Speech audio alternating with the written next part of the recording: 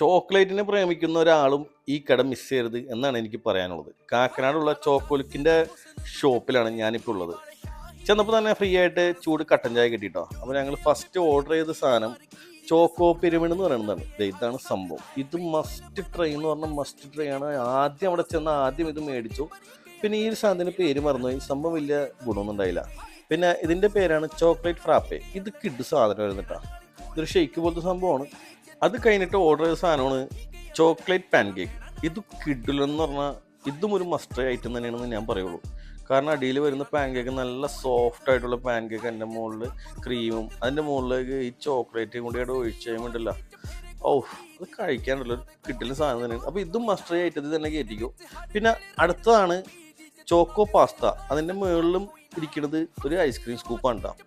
ഇതും കുഴപ്പമില്ലാത്തൊരു ഐറ്റമാണ്. അതിന് ലാസ്റ്റ് ഓർഡർ ചെയ്ത സാധനമാണ് ചോക്കോ റോസ്റ്റർ. നമ്മൾ സാധാരണ